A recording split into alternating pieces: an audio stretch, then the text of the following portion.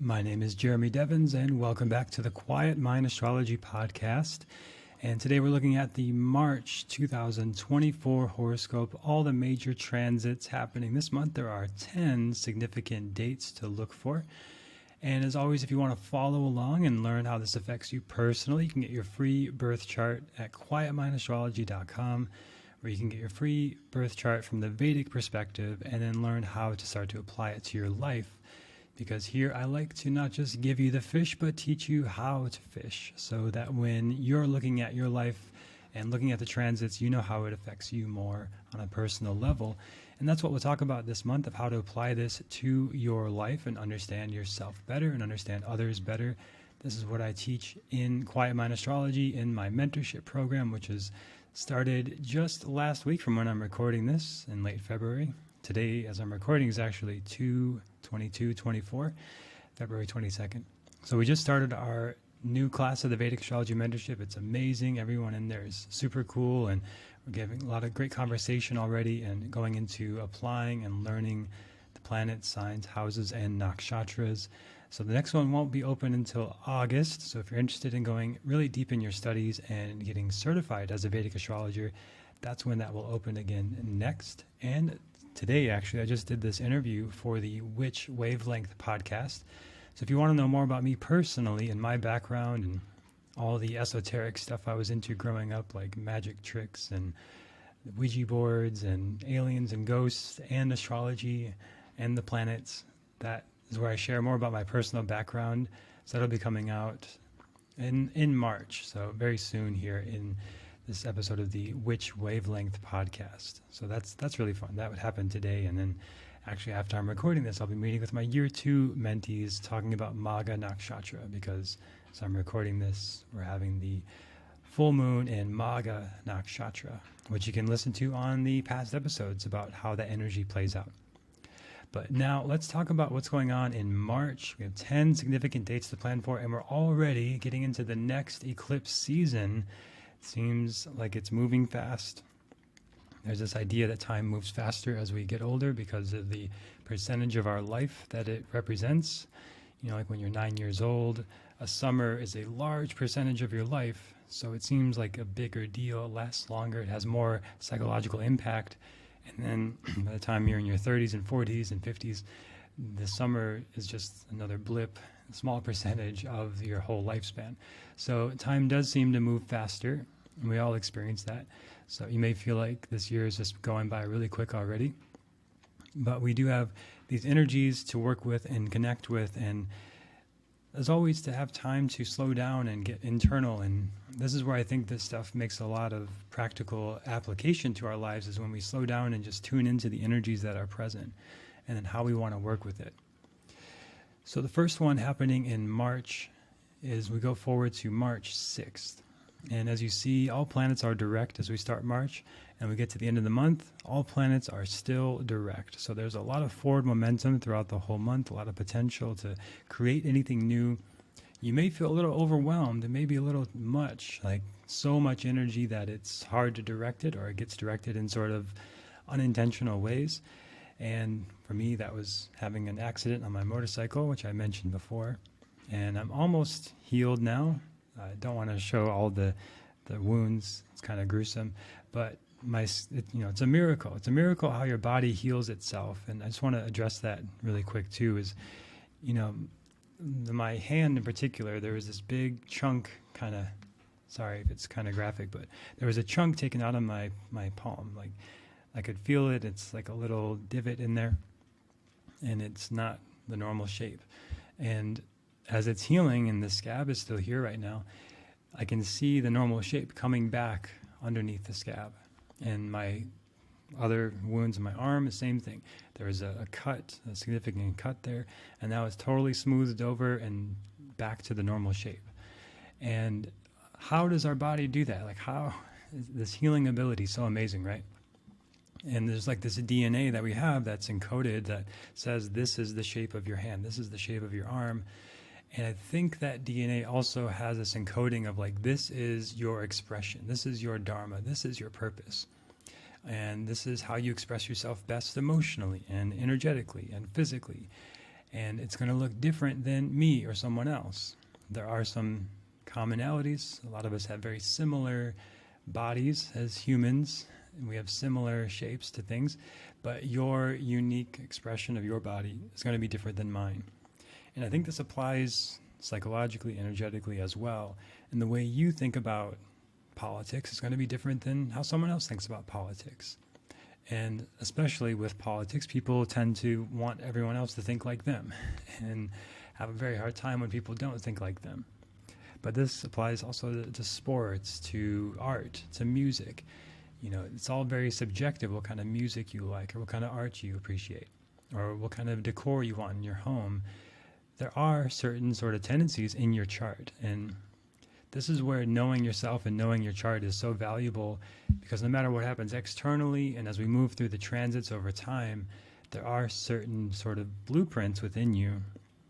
And this is what I call the life alignment, is where we're in alignment with our lives, with our unique gifts, with our energies, and that starts to express through the work we do, the people we choose to spend our time with, the hobbies we have, the ways we express ourselves.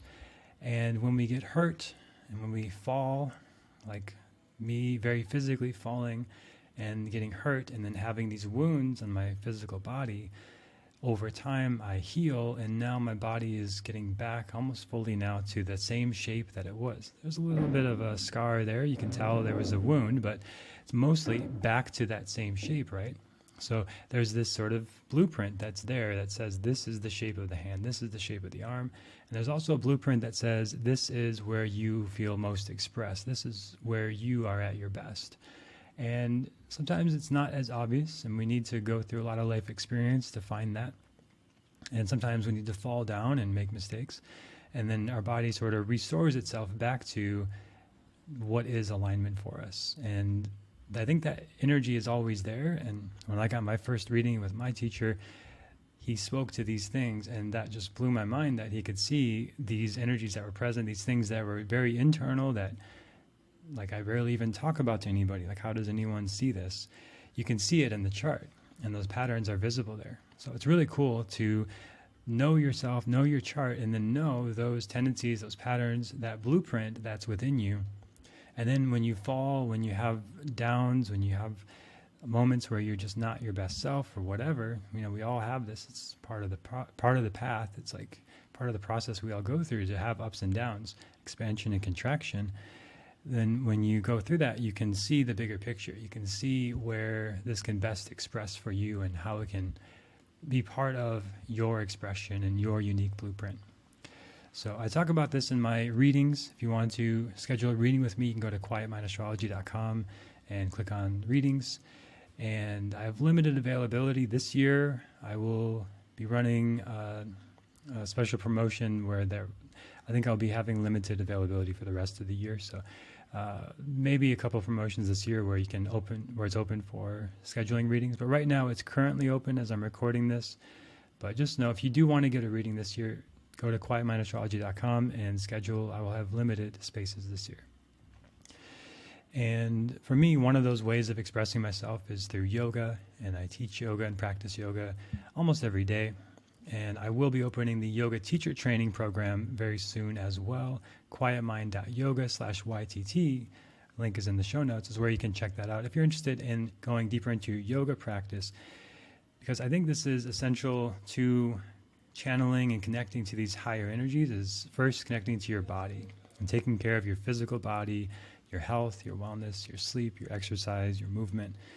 And like for me, when I fell on my motorcycle, it was so present. I was so present to that experience of, okay, I'm falling.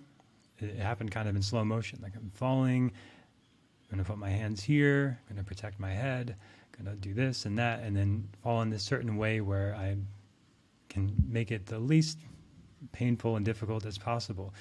But it's all within like 1 second of thinking. And for me, it felt like a meditative moment, just like sitting in meditation, aware of my full body, aware of my breath, and able to just adapt to the moment. And for me, that comes from yoga and meditation practice. So I think this is actually maybe a prerequisite for astrology, as I'm now many years into teaching both of these topics, I really feel that the yoga is a great prerequisite to better channeling and connecting to the energies of the universe and astrology. And traditionally, you would learn them all together in India of Ayurveda, jyotish, astrology, and yoga. So if you want to go deeper in your yoga practice, I do have the Quiet Mind Yoga podcast. You can practice with me for free. And if you really want to go into a deep container with that, that's the Quiet Mind Yoga Teacher Training, which will be opening soon. So quietmind.yoga/YTT is where you can check that out. And now for realsies, I will get into the 10 major transits of March, but I felt like I needed to share that first. So yes, all planets are direct, strong, forward momentum through the month. Anything you want to create and start, now is a great month to do that. And then as we go forward to March 6th, we see Mercury moves to Pisces out of Aquarius. Now, if you Google this and you know a little astrology, you may know Mercury is considered debilitated in Pisces. Mercury is the intellect, the thinking mind, in the watery, intuitive feeling realm of Pisces. So the logic, the rationale, the critical thinking is now in this more intuitive place where this is considered sometimes a problem, and it can be in communication with others, or maybe it's difficult to express what you feel. It's difficult to be on the same page, especially if somebody is like Mercury in Capricorn or an earth sign. But there is a lot of intuition, a lot of empathy with this energy over these 18 days. This is something I have in my chart, and here I am using my voice for a living, and I talk about astrology, I talk about energy, I talk about intuition. So Mercury communication in Pisces, these kind of things. So there's a great time to be working with these energies, talking about these things, and there's increased receptivity to emotional nuances and subtleties, and just picking up on subtle cues in the way you speak and the way you hear others speak, and in connection with others in your business, if you're in sort of marketing or commerce or business kind of things. Mercury also rules these, so this is a great time to bring in more of this intuitive perspective. Great for creative and imaginative thinking. So there can be a lot of idea generation. Right? I can speak as somebody who has this all the time in my birth chart. There's never a shortage of ideas and inspiration. The real issue is discerning which ones to focus on and to direct the energy intentionally, and not just have infinite ideas that don't have any root to them. And it took me many years to really find that. So this is important as you go through this transit over these next 18 days, to be open to all these ideas, but also be discerning of which ones actually have ground to them and are not just sort of pie in the sky. There's potential for confusion or indecision in communication, and there may be some issues where people feel like you're not communicating well, especially if you have Mercury in a challenging place in your chart. This was something I really struggled with for a long time, of feeling like I was communicating well, but people would still give the feedback that I was not communicating well. And that is a thing with Mercury in Pisces, to be aware of for yourself, for everybody over these couple weeks here. March 6th, Venus into Aquarius. So later in the day, we see Venus moves from Capricorn to Aquarius, still in a Saturn sign, but here for 24 days. This can bring about a more open-minded and unconventional approach to relationships, where Venus in Capricorn before was more about finding and establishing your boundaries, feeling more grounded in your relationships, and needing to address more practical desires and needs. Now it becomes more individualistic, more eccentric, more unique to you, and exploring what you really love and what you want. So like in the Astrology Mentorship Program, we're about to go into studying Venus. As I'm recording this, by the time this happens, we'll have studied that. So if you're listening in the class, hello. But we're going to go into Venus, and we're going to do something called a desire inventory. So it's very simple. It's just writing out, I want blank. I want blank. Now, anytime you want to work with the Venus energy, this is a great practice to do. And to do like 100 of these, because the first maybe 10 are kind of on the surface. They're like in the RAM of your brain, like ready to access, like random access memory. Like it's just ready to go. Okay, yeah, I want this, I want that, I want that. But then once you've gotten through all of those, you've written them all down, maybe there's like 10 to 20 of those right on the surface that you're just kind of processing in the background a lot of the time. Now you get to the deeper desires. And it may be still relatively superficial things, like something about your clothing or your body or your home or a nice car you want or how much money you want to have. There's no need to filter or censor this. It's something to do for yourself. But then beyond that, there may be another deeper layer of a deeper longing or yearning for a deeper connection in your life, deeper meaning, deeper purpose. And then beyond that, now you might start to get into subconscious stuff and deeper patterns that you weren't even aware that you weren't aware of. And so it's a great process to do, this desire inventory. And if it feels easy, maybe you do 200, but 100 is a good benchmark to just touch into some of these deeper desires and unique expressions of yourself. And part of this with Venus and Aquarius is finding what is your unique expression, what you really feel drawn to. And it doesn't have to make sense. It doesn't have to look good on paper. It doesn't have to be the obvious answers. There's a positive influence for group interactions and collaborations here. Aquarius is a social, humanitarian, environmental-oriented energy, a utopian kind of energy. So this is great for any sort of relational desires with others that involve like creating more harmony, more peace, more environmental support or causes that you care about, these kind of things, networking, connecting with others, collaborating. It's a favorable time for exploring unique and expressive connections, maybe nonprofits that you want to be part of, donating, volunteering. And there's potential for being overly detached and resistant to emotional depth. But this desire inventory is a way to get under that, to the deeper thing. But on the surface, it could just be wanting to be eccentric and do your own thing and almost childlike and just whatever you feel like doing. And that can be okay. Sometimes we need to explore that part of ourselves. But notice if it does start to feel like a block to real intimacy, real emotional connection, real depth, and real desires of what you really want. And I know sometimes people hear this and they're like, I don't know what I want, and my compass is broken, and how do I know if I really want that or if I just think I should want that? And there's a couple of things you could explore with this is like a scale of 1 to 10. 10 being like definitely want this, 1 being definitely don't want this. And if something is a 9 or a 10 for several days in a row, like 2 weeks in a row, you keep coming back to this desire, it's like a 9 or 10 for you, then that's probably a real thing for you to explore. And it doesn't even necessarily mean that it's good for you. Like, you know, like you see, if you're older now, you probably, maybe if you have kids, I don't have kids, but you know, you see these like teenagers and they start to date somebody who you know is just not good for them. In the sense of like, they're probably going to get their heart broken. They're probably going to get into some trouble, maybe, you know, do some illegal things or something. And you just can see it as about to play out, but you can't interfere. You could try to stop it, but then it'll just make them want it more, kind of like Romeo and Juliet. Like everyone tried to not have them have that relationship, and then they kill each other, or kill themselves over it. And they go to the extreme, right?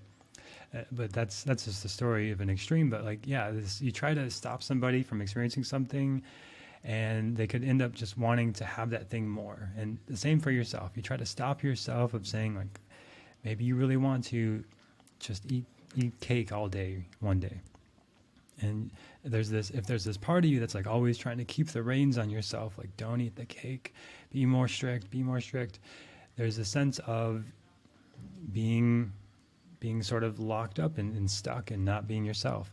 And there may be some part of you that needs to express, to just like indulge and feel that, and then feel like the sickness on the other side of feeling terrible, like all you ate was cake all day, and then you're just like, you don't want it.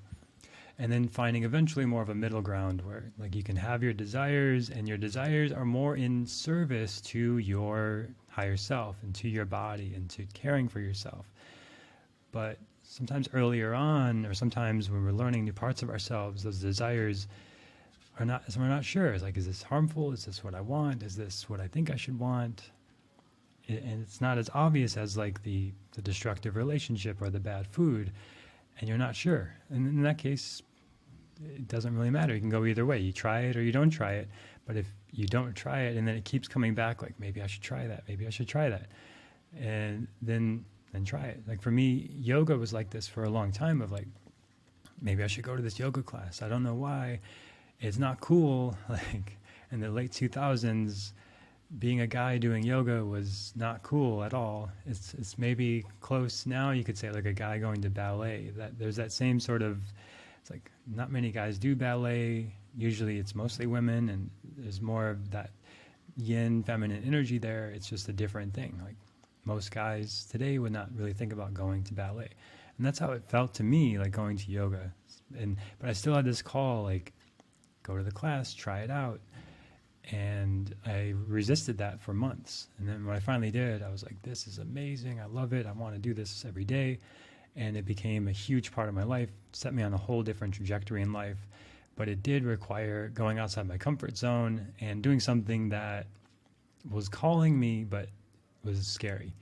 So there's that element too with Venus and Aquarius. Like something might be calling you that can actually lead to a lot of healing and growth and health and positive energy in your life, like the yoga was for me.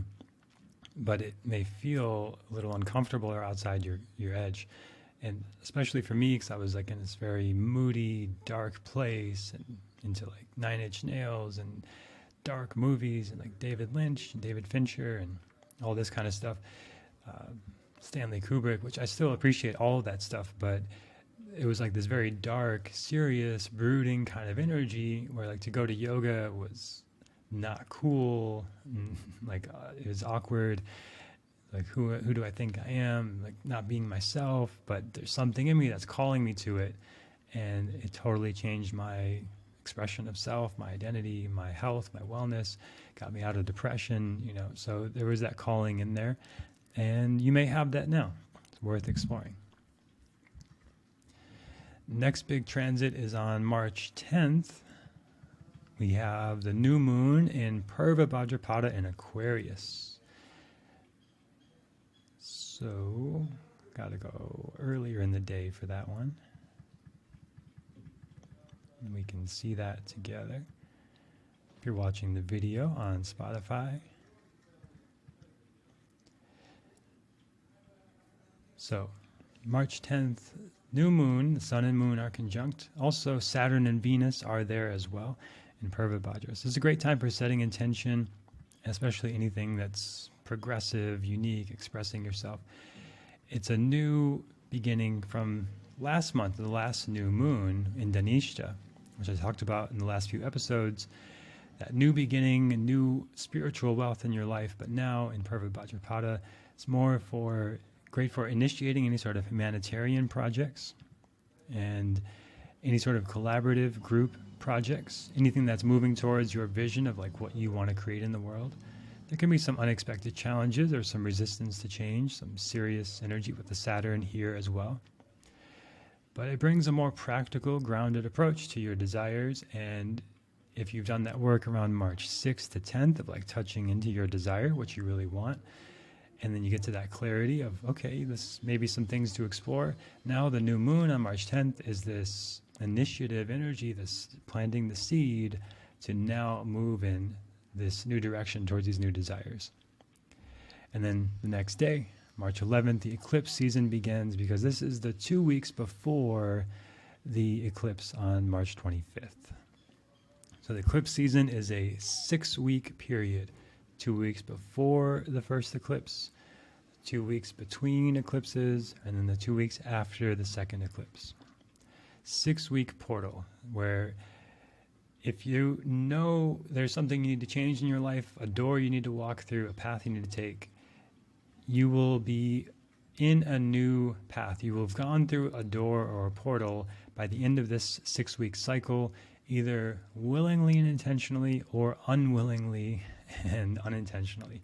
But it will happen. There's a big shift here. And you may feel it coming already. A lot of you listening, you're very intuitive. You can feel these energies shifting. But March 11th to March 25th is now you're in the eclipse window. And this is a time where if you're going to make any big changes, like moving home, changing relationship, like it's probably going to move in this next 6 weeks. And we'll talk about specifically what those energies are in just a moment. So before that eclipse comes, we'll have March 14th, the sun moves into Pisces. And you see here with Rahu, Mercury, and Neptune as well in Pisces. Always about 30 days, the sun is in a sign, bringing increased sensitivity and empathy in your personal and social matters now. Of course, Pisces is the intuitive, energetic, sort of watery, emotional feeling, and the sun being here brings this vitality, energy, and enthusiasm into these elements of ourselves. It's positive for creative and spiritual pursuits. Great time to be learning spiritual practices, doing meditation, doing things in the water as well, like water therapies, something I just learned about in the last year here in Mexico. It's very common. It's kind of water therapies where you become weightless and moved around. It's beautiful if you've never experienced this. It's also a great time for introspection and self-discovery. Of course, Pisces is the moksha sign, the liberation signs. Essentially the goal of life in the Vedic teachings is to reach moksha, liberation. So when the sun comes here, it brings this sense of ability to connect to that. So really good month for doing any sort of healing work, spiritual practices, meditation, mantra, these kind of things. There can be a tendency to become overly idealistic and prone to emotional overwhelm. And also, like mentioned earlier with Venus and Aquarius, maybe a childlike sort of innocent level of just desire and wanting things for the sake of just the sense of pleasure, like taste, touch, feel, having.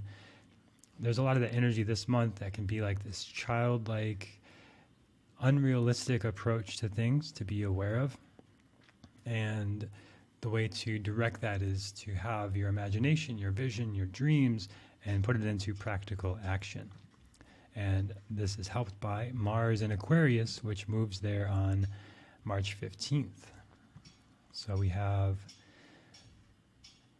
a little bit later in the day on March 15th, Mars moves into Aquarius in Dhanisha. And we'll talk about the nakshatras transits throughout the weekly horoscopes throughout the month, where I go more in depth of the specific energies that week. But on March 15th, Mars in Aquarius here brings this dynamic and innovative approach to social and group activities and this ability to get stuff done and to take action. There's increased drive and passion in pursuing any sort of humanitarian goals or causes, any sort of nonprofit work or things like that. It's a positive influence on collaborating and team projects, but there could be some impulsiveness or conflicts with groups of wanting it to go a certain way. So the impulsivity here now comes into this Venus and Saturn energy where you may have these desires that you feel like you need to express it, you need to take action. And that can work for you or against you, but to be aware of that from March 15th until, I have the wrong dates there, I apologize for that. So I'll just get you the right dates. When Mars leaves Aquarius will be April 22nd. So from March 15th to April 22nd, Mars in Aquarius with these energies I just talked about. And the next notable transit is the Vernal Equinox on Tuesday, March 19th. And this is when the day and night are equal length, of course. This happens every year around this date. And the spring equinox, vernal equinox, spring in the northern hemisphere. And this is a balance of yin and yang energies. It's a powerful time for new beginnings and renewal. And there's a positive energy around any sort of personal and spiritual growth. If you're in the northern hemisphere, we're moving towards longer days, more of the solar energy, more active, more yang. If you're in the southern hemisphere, you're moving towards shorter days, more of the yin energy, more internal. There could be some unsettled energies, feeling challenged by the changes of your life as you move into this new season, again, either willingly or unwillingly. But it's a nice day to find balance and center yourself as you move into this next phase of the 4 seasons. And then on March 21st, Thursday, we have Neptune moving from Purva Bhadrapada to Uttara Bhadrapada. And this brings a heightened sense of intuition and spiritual insights. There can be increased sensitivity to subtle energies and emotions. This is a positive influence on creative and artistic pursuits. Great time to really connect to your imagination, your dreams, and your vision. There's a potential for escapism or confusion if you're not grounded in reality here. And if you work in any sort of imaginative field, writing, creative writing, movies, arts, this is a wonderful energy for doing some of your best creative work. And then we see this with augmented reality, virtual reality stuff now, where now the imagination is moving more and more from the devices into our physical world and through our eyes now. It's really cool, like the Apple Vision Pros, like your eyes are the mouse. So you look, you see it, and you're creating by where you look. Right? So there's this powerful energy now with Neptune here where we can envision the future and bring about new visions and new ideas faster than ever. And then Monday, March 25th, we have the full moon and lunar eclipse in Virgo in Hasta. So now we are into the eclipses, and we'll talk about this more. I'll have special episodes on the eclipses because it's a big deal. But this can bring some emotional breakthroughs in how you give and receive love more authentically in your life. This is an auspicious time for completing major projects in the material and physical realm. Any sort of like house renovations or physical art projects or physical manifestations or creations that you want to work on. This is a great time to bring those to completion and then also go into this new phase of new completion. Maybe with the new moon in 2 weeks after this, you're starting a new project or a new physical project. Good time to give up manipulation or deception that could be blocking you from being vulnerable and true to yourself and others. Because of the Hasta energy, there's a level of manipulation, a sleight of hand that can happen where we're not being fully honest with ourselves. But this is an opportunity to now be really honest with ourselves. You could be overly sensitive. There could be some emotional intensity or manipulation here. Great day for just laying low, relaxing, and if anything, you just do like some healing work, giving or receiving. That's a positive use of this day. But plan March 25th to not make any big decisions on that day, to not do anything super important, but to focus on healing and going within. And then on Sunday, March 31st, we have Venus moving into Pisces to end the month, where it's exalted now. So Venus in its sign of exaltation, where we can be more open-minded, more compassionate in our relationships. This is a positive influence on emotional connection and understanding of ourselves and others. Great time for any sort of artistic or romantic pursuits. It's a beautiful energy for anything sexual, romantic, dates, intimacy, these kind of things. And there's a potential for being overly idealistic or prone to emotional fluctuations at this time, where you may feel like highly emotional, highly feeling, and highly sensitive. That can be too much sometimes with this energy, but overall it's quite lovely. So again, a quick review of what we talked about today is we have all planets direct all month. Great time for starting anything. We're starting the eclipse season.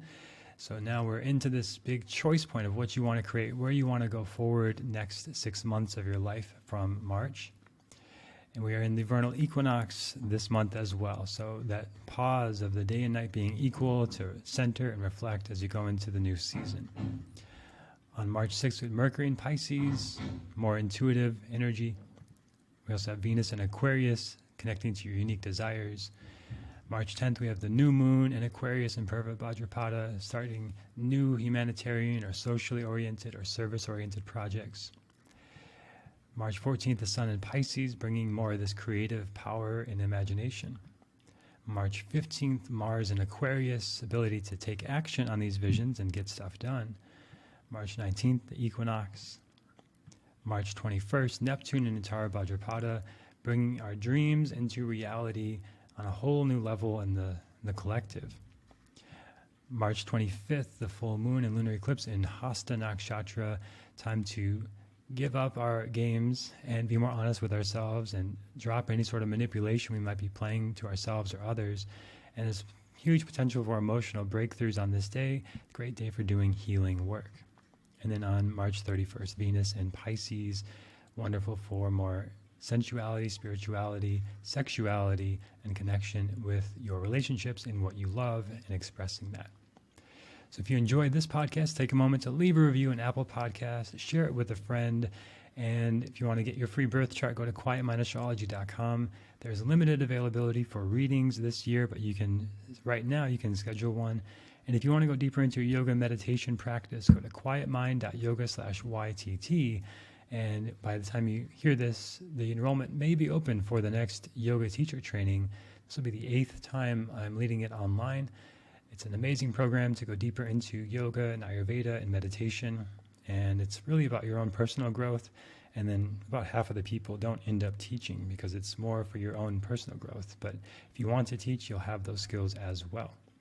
So thanks for listening, and look forward to sharing more with you next time on the Quiet Mind Astrology Podcast.